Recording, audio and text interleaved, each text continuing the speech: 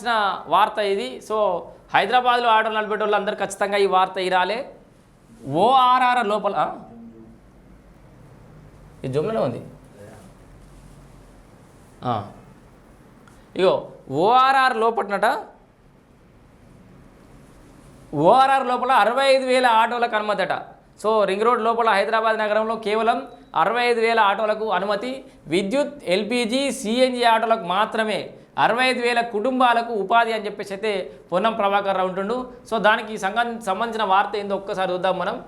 అసలు ఏం చేయబోతున్నారు ఈ 65,000 ఆటోలు ఏంది, ఇదంతా కథ ఓఆర్ఆర్ లోపల ఏంది అనేది ఒక్కసారి చూద్దాం.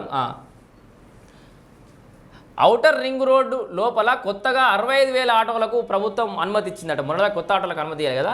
హైదరాబాద్లో పెరుగుతున్న జనాభాకు మెరుగైన రవాణా సౌకర్యాలు కల్పించడమే లక్ష్యంగా ప్రభుత్వం ఈ నిర్ణయం తీసుకుంది. ఈ మేరకు ప్రభుత్వం ప్రత్యేక ప్రధాన కార్యదర్శి వి కాసరాజ్ జీఓఆర్టీ నంబర్ 263ని జారీ చేశారు.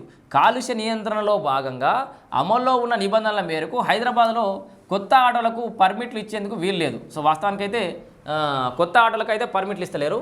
2002 నుంచి ఈ నిబంధన అమలవుతుండగా తెలంగాణ ఏర్పాటు తర్వాత అప్పటి బీఆర్ఎస్ ప్రభుత్వం కొత్తగా 20,000 ఆటోలకు మాత్రమే పర్మిట్లు ఇచ్చింది. అయితే ప్రస్తుతం అమల్లో ఉన్న నిబంధనలు సడలిస్తూ ఓఆర్ఆర్ లోపల పరిమిత సంఖ్యలో విద్యుత్, సిఎన్జి, ఎల్పిజి ఆటోలకు ప్రభుత్వం అనుమతించింది. సో ఇప్పుడు కాదు, అది 2002 నుంచే కొత్త ఆటోలకు పర్మిట్ లేదట హైదరాబాద్లో.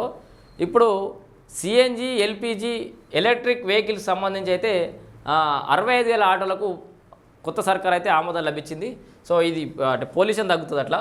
20,000 విద్యుత్ ఆటోలు, 10,000 ఎల్పిజి ఆటోలు, 10,000 సిఎన్జి ఆటోలు, 25,000 డీజిల్ పెట్రోల్ ఇంజన్లతో ఉన్న రెట్రో ఫిట్మెంట్ విధానంలో విద్యుత్, సిఎన్జి, ఎల్పిజిగా మార్చేందుకు వీలైన ఆటోలకు, సో ఆల్రెడీ డీజిల్ ఆటోలే ఉంటాయి, వాటికి రెట్రో ఫిట్మెంట్ విధానంలో విద్యుత్ కానీ, సిఎన్జి కానీ, ఎల్పిజిగా మార్చుకునే వీలైన ఆటోలకు అనుమతులు ఇచ్చేందుకు సర్కారు ఓకే చెప్పింది.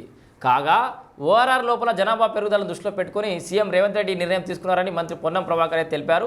ప్రభుత్వ నిర్ణయంతో 65,000 కుటుంబాలకు ఉపాధి అవకాశాలు లభిస్తాయని ఒక ప్రకటనలో అయితే వివరించారు. మొత్తానికైతే ఈ ఎలక్ట్రిక్ ఆటోలకు, ఎల్పిజి, గ్యాస్ ఆటోలకు సంబంధించి అయితే 65,000 ఆటోలకు రాష్ట్ర ప్రభుత్వం అనుమతులు ఇచ్చింది. సో ఇది సంతోషించదగ్గ